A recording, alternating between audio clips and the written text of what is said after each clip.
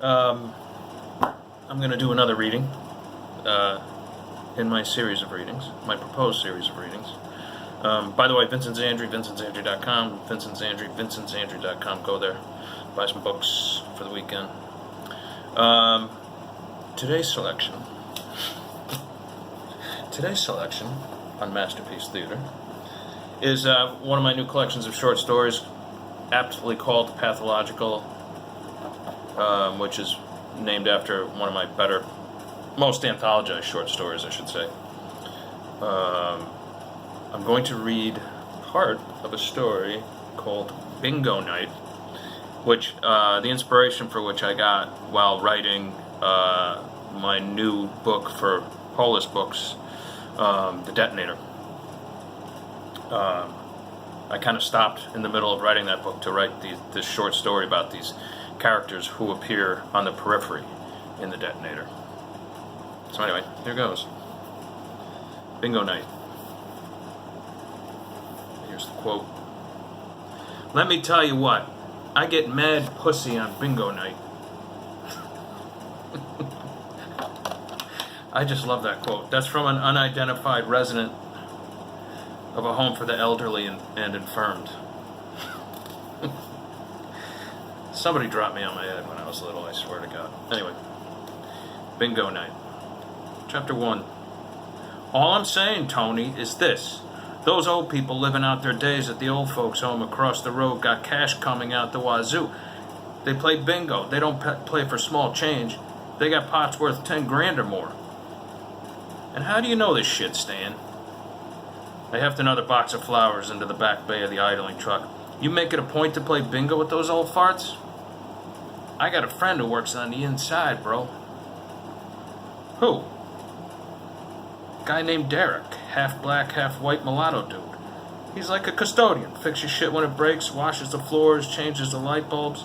Get this, he also MCs bingo night.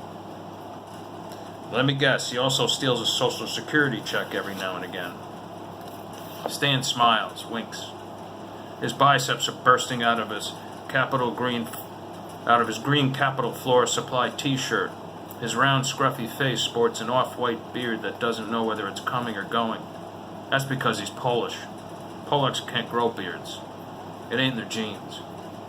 Me, I'm just as stacked as Stan. We even work out at the same gym. But I've got beautiful Mediterranean skin, and I can grow a full beard in a couple of days. Plus, I don't say nothing to Stan about it, but I'm a lot smarter. If I hadn't quit high school, I could have gone to Harvard. Okay, maybe not Harvard, but I could have made it through community college. Choices, my mother used to say, God rest her soul. Choices have consequences, Tony. Don't ever forget that.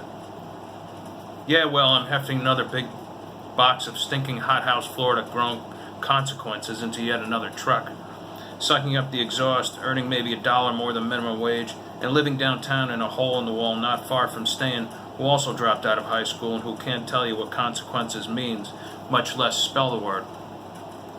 So what is it you're trying to tell me, Stan? It's cold, I want to finish up loading this truck, go inside for a coffee, and get another look at Annie. Annie does the books, and she's hot. Correction, fucking smoking hot. Tall, blonde, and stacked. She's the only thing that makes getting it up for work worth it. Or getting up for work, that is. So Derek has an idea so brilliant it makes me hard, Stan says. I twirl my hand like, hurry the fuck up. And he's been paying particular attention to bingo night. Bingo night? I repeat his question. Yeah, bingo night. You know, old people love to play bingo like teenage boys like to jerk off. Can't get enough of it. I guess that makes you still a teenager, Stan. He makes a crooked face. So funny I forgot to laugh, asshole. Now, according to Derek, the nightly pot for these bingo games can run as much as 10 or even 20 large.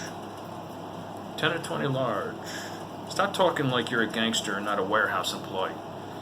$10,000 or $20,000, bro, he says, with such excitement in his voice. It's like the money is already sitting out on one of the many long cardboard flower boxes waiting to get loaded into yet another truck. So, you and Derek want to steal this money, is that it? And you too, bro. For a second or two, I just stare at him. His round face, the blonde hair, the tired eyes from way too many Budweisers at Laney's bar last night. And I have just one word for him. How? According to Derek, all the power in the adult home, and I mean all the power, is supplied by a single pole that's planted right outside the roadside entry. He points in the direction of the creepy 3-story red brick old folks' home. You can see the pole from the warehouse lot. Destroy the pole, and it's lights out for the old folks' home. Then what do we do? Storm in there like Bruce Willis with our black tactical gear on and steal the money?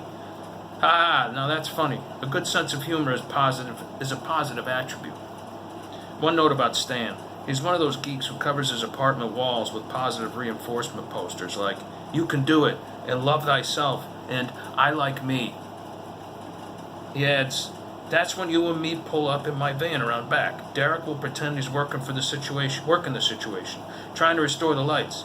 But what he'll really be doing is prepping for us to carry the money out the back door inside toolboxes.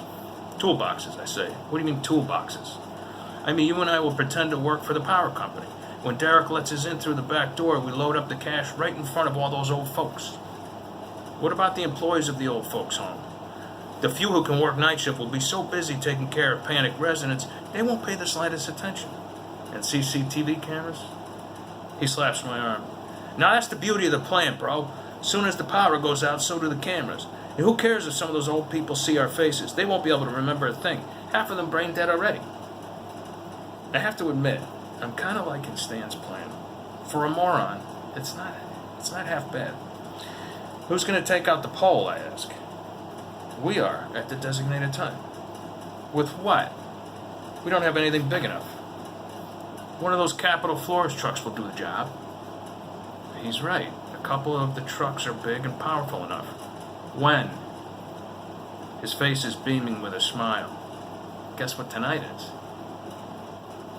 You know, it's bingo night, right? Okay. Alright, so that's today's reading. That is today's reading. I still love that quote. I get mad pussy on bingo night. It's a real quote. Alright,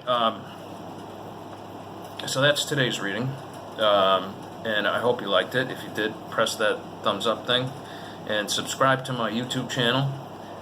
My son Harrison's killing it with his YouTube channel. I'm totally jealous. So I gotta catch up to him. So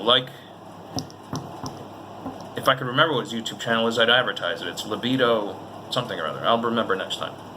Alright, so like the channel, subscribe, go to vincentzandri.com, grab yourself some books and some other cool stuff. Sign up for my newsletter, for the For Your Eyes Only newsletter. You get a bunch of free stuff there. And I'll see you later with another half-assed reading.